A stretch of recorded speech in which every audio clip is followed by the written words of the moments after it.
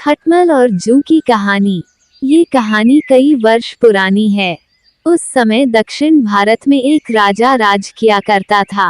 राजा के बिस्तर में मंदरी सर्पिनी नाम की एक जू रहा करती थी, लेकिन इस बारे में राजा को कोई जानकारी नहीं थी। हर रात जब राजा गहरी नींद में सो जाता, तो जू अपने घर से बाहर निकलती, बड़े चाव से पेट भरकर राजा का खून चूसती और दोबारा जाकर छिप जाती। एक दिन न जाने कहां से उस राजा के बिस्तर में अग्निमुख नामक एक खटमल भी घुस आया। जब जू ने उसे देखा, तो उसे बहुत गुस्सा आया कि उसके इलाके में एक खटमल घुस आया है। जू उसके पास गई और उससे तुरंत वापस चले जाने को कहा।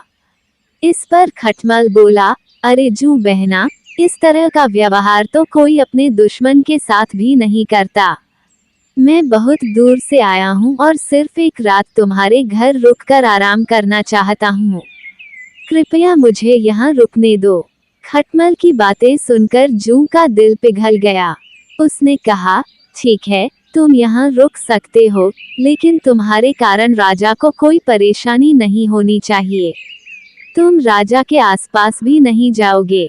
जू बहन, मैं बहुत दूर से आया हूँ और बहुत भूखा हूँ। वैसे भी हर रोज कहाँ राजा का मीठा खून पीने का मौका मिलता है। कृपया मुझे आज रात राजा के खून का स्वाद चखने का मौका दे दो, खटमल ने विनती करते हुए कहा।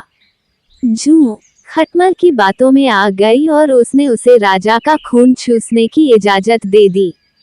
ठीक है, तुम राजा के खून का भोजन कर सकते हो, लेकिन उससे पहले तुम्हें राजा के गहरी नींद में सो जाने का इंतजार करना होगा।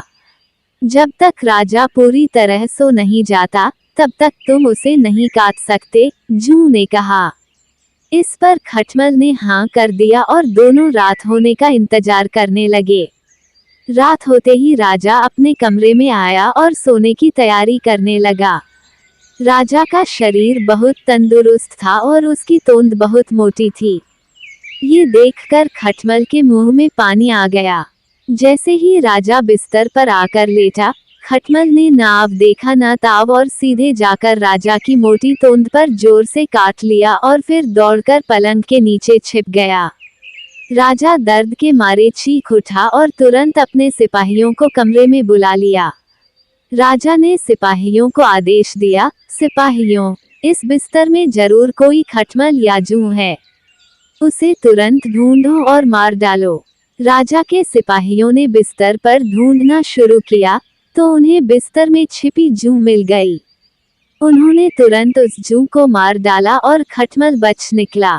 इस प्रकार खटमल की गलती के कारण बेचारी जू मारी गई। कहानी से सीख। दोस्तों, इस कहानी से हमें ये सीख मिलती है कि हमें आंखें बंद करके किसी अजनबी पर भरोसा नहीं करना चाहिए।